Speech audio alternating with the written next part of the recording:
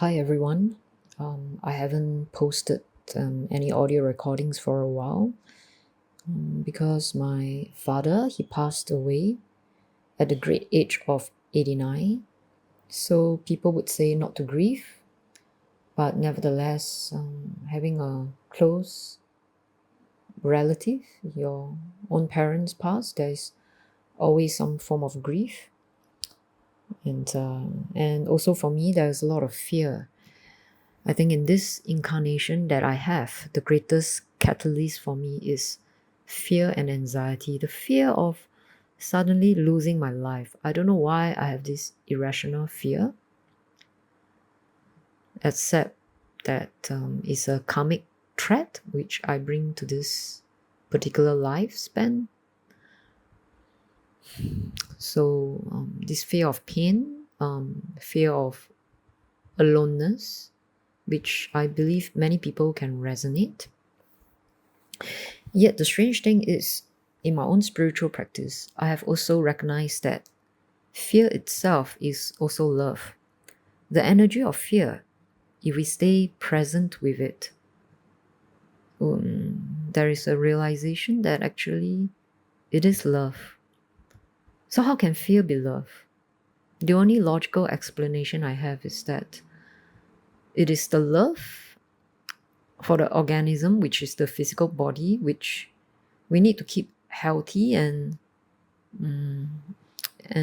help it survive so that we have the opportunity to learn the lessons or what you call karma that we have come to learn.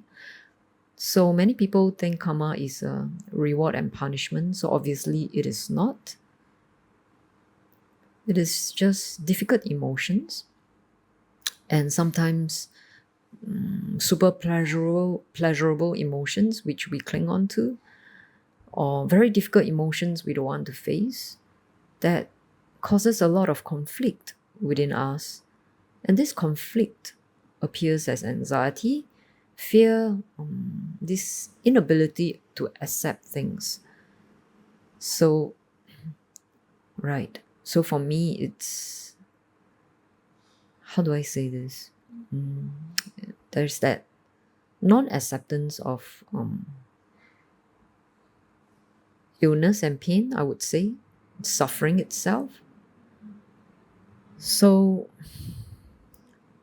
yeah, so I have a dichotomy of experience that actually death and anxiety opens us up to love and spaciousness.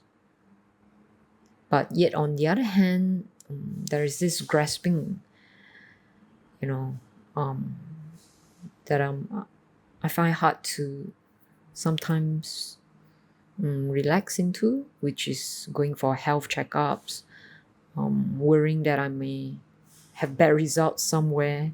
And now that I'm middle age, feeling aches and pains, tenderness in my hip joint, my buttocks, and well, they go away after exercise. So I haven't consulted any medical help for that. I mean, I asked my Chinese doctor, and she said that unless it's persistent pain, it is just degeneration of the joints and ligaments.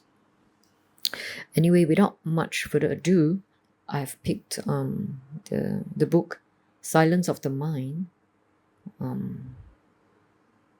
on the section of fear to read, to remind me that fear is as empty as form. So this morning I sat in meditation, I had fear, and the question arose in my mind, what is fear? And my mind just stayed with fear and looked closely at it. And I can't find anything substantial about fear except the bodily vibrations from the anxiety itself. But beyond that, I really couldn't find anything. The only thing is a thought. A thought is also empty, but strangely, it brings about that anxious vibration in the body. So, anyway, I'll start reading the book. Our existence on this planet has its ups and downs, successes and failures. Sometimes, because of severe hardships, the obstacles that lay on our path disorient us to such an extent that we do not know which direction to take. This confusion is caused by fear and worry, by anxiety and restlessness, by a real threatening danger, or by something imaginary that might happen to us. Here we are, therefore, completely overwhelmed by this turbulent and obsessive feeling. A natural question follows: where should we go? Which is the right direction, delivering us from this difficulty? We do not know. There are many hazards, and the path is dark. We don't have intuition, and we are lacking in courage. Nevertheless, we cannot stop here, for life in its constant movement keeps taking us forward, in its perpetual flow.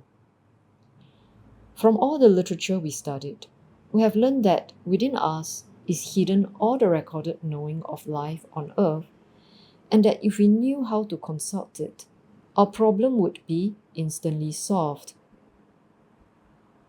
Every human being has access to this vast library and the right key in order to gain insight into this treasure of information is within our abilities. There is nevertheless one condition: to banish any fear at once, now, in this moment. Fear is an emotional state closely connected to the ego, whose very nature is to be fearful. Therefore, fear and the ego are one. There is no duality. There is no I who is fearful. But I, me, myself, and fear itself are one. Fear is fear. I is fear. There is no separation. And each time we function as an ego, driven by a personal goal, we become fear as well. Why? Because there will be fear of not reaching the goal, right? So fear will constantly be there if you have a goal. So this simple discovery suddenly unites our whole being. Thus, our real attentive encounter with this fear ego, without any anticipations, makes this fiction disappear as quick as lightning. In its place, emptiness ensues. An absolute void.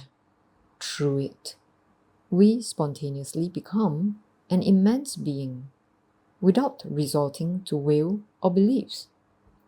We are also pure inner harmony, and we live unconditional peace absolutely. Therefore, in the inactivity of the personal mind, we find the universal mind, where love and intelligence appear and transform our human psyche. Only in the peace, harmony, and serenity of the mind, through a direct experience, we will discover our true path in life, through action intertwined with beauty, love, and sacred integrity. So, this reading actually reiterates what I shared earlier at the beginning of this talk, that fear is seen as what it is if we can stay present and attentive towards it when it arises, and we can probe it by investigating: what is fear? Is it solid?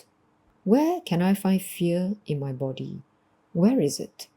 So by probing it, investigating it like that, we come face to face with our greatest fear, which is actually not fear of failure or fear of loneliness, but fear itself. It is not so much the loneliness, the failures, but the feeling of fear. As Franklin Roosevelt once said, the only thing to fear is fear itself. If we are able to change our response to fear by looking at it calmly, with love and compassion towards ourselves, and also with courage to know that it is a paper tiger then we may one day be able to know fear for what it is and not have to keep running away again. So this is my work that I have to do in this lifetime, because that's my greatest catalyst or karma. Thank you for listening.